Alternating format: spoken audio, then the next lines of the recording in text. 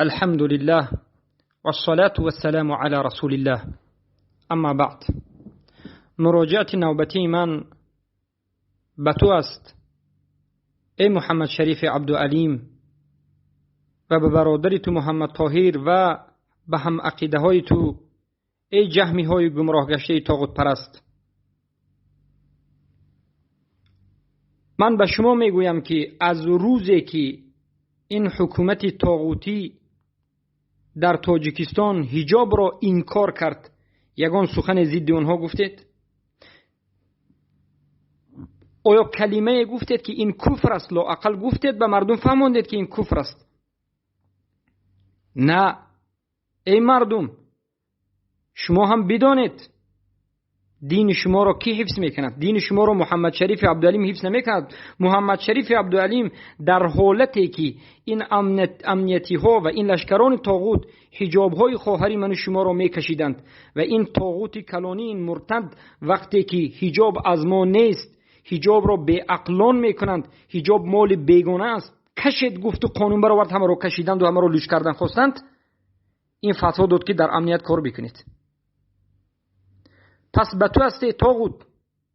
سوال من، تو هم خودت طاغوت گشته ای که مردم را گمراه میکنی. ای محمد شریف عبدالعلیمی طاغوت پرست، ای برادر این طاغوت پرست ها، سوال من به تو و به جماعتت که هر کسی که یک امر ظاهر در شریعت آمده را به مانند حجاب انکار کند، از ما نیست بگوید، این مال بیگانه بگوید، آیا کافر میشود یا نمیشود؟ جواب بگو. من 5-6 روز هست انتظار بودم که تو مسئله را بالاخره به اصول دین میبری، در همون جایی که من تو خلاف داره میبری. اما تو طاغوت پرست نه، باز به حرف و باز به اون و آن مشغول هستی.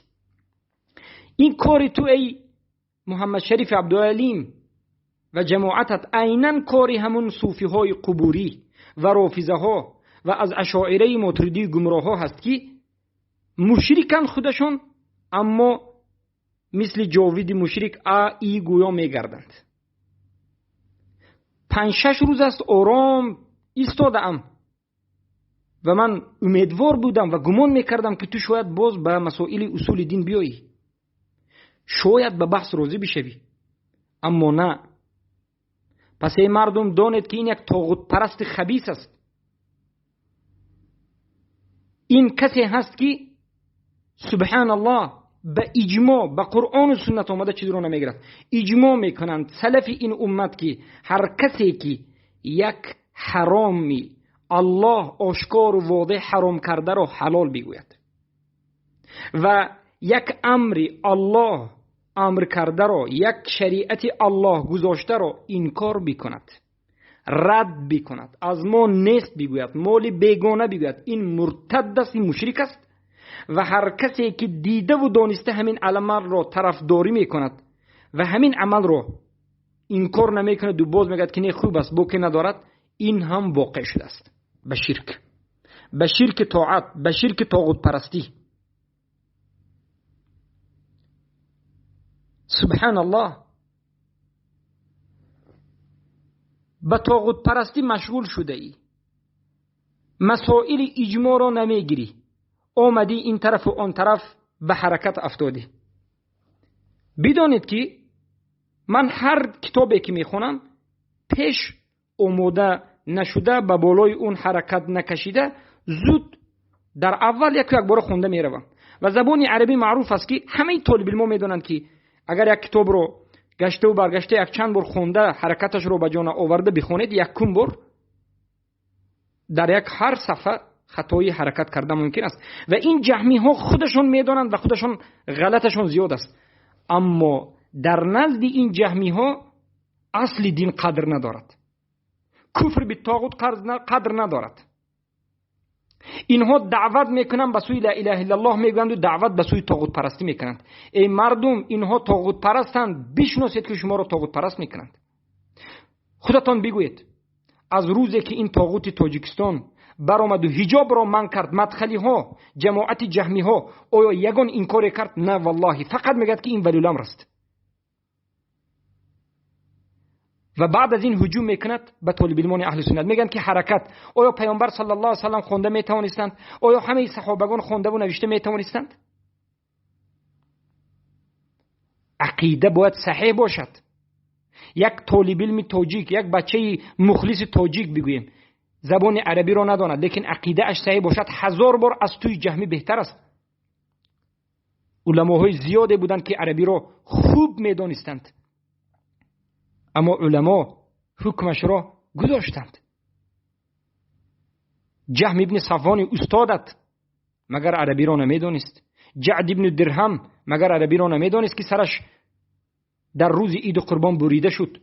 جهم ابن صفوان که بریده قتل کرده شد به خاطر همین که مشرک را مسلمان دانست و ایمان را مخالف عقیده اهل سنت در جماعت و در دیگر مسائل جهمیی. مگر اهل کلام، مگر اشعری و ماتریدی، مگر این کسانی که اسما و صفات را امروز از قبوری ها و از دیگرها تعطیل میکنند و تفویض میکنند و پیروی به علمای گذشتگی مقدمهشون میکنند، متقدمینشون، مگر اونها نمیدانستند زبان عربی را؟ زبان عربی را خوب دانستند و در آخر از سبب مجاز و این و آن اهل کلام شدند و بالاخره گمراه شدند. پس بیا به اصول دین، بیا به اصول دین، بیا به اصول دین. توحید را بفهم، اسلام را بفهم، ایمان صحیح را بفهم. کافر را نمیشناسی، به تو چی فایده دارد؟ این همه غلاغلت. مشرک را مسلمان میدانی و مشرک را نشناختی، این همه زبان را زیبا کردنت و قرائت را خوب کردنت به تو چی فایده دارد؟ تو یک طاغوت پرست هستی، تو شرمنده هستی، تو طاغوت پرستی، جاهل، جهل مرکب داشته.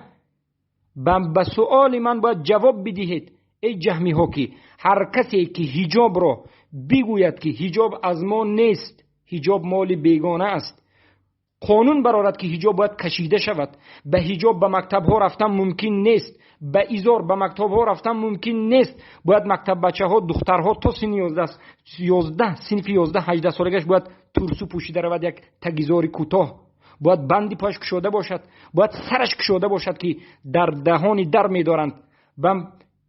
سبحان الله.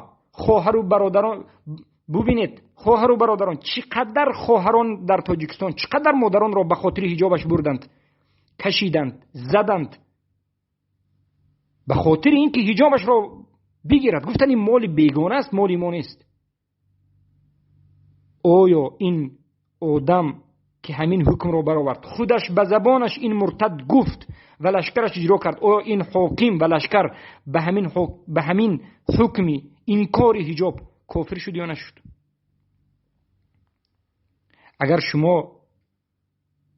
اگر مسلمان خود را بگوید، اگر شرمنده و خوار و ذلیل نباشید، به این سوال من جواب بدید.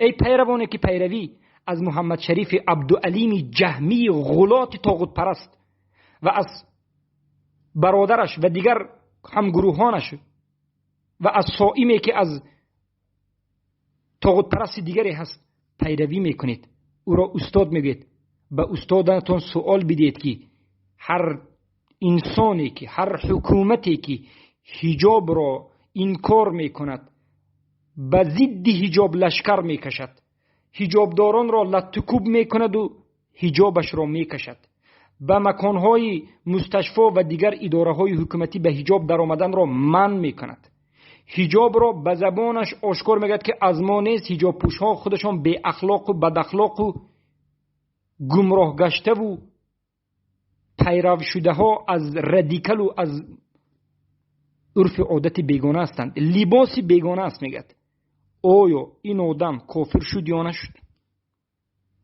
جواب بدهید. انا جهمی ها شما چگونه اید؟ ابن حزم رحمه الله میگه که هر کسی که به اجماع آمده چیز رو انکار بکند کافر است. این مسئله حجاب این در قرآن آمده است، در سنت آمده است، این قرآن را انکار کرده است.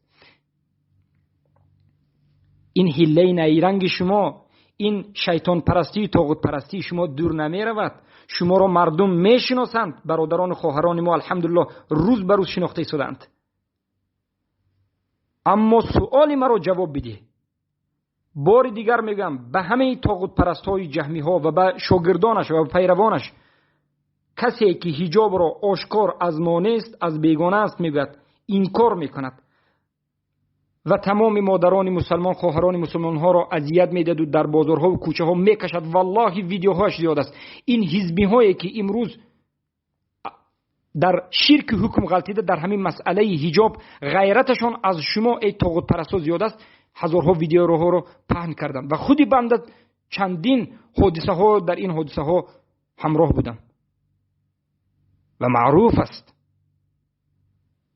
پس جواب بدید به این سوال طاغوت پرستا.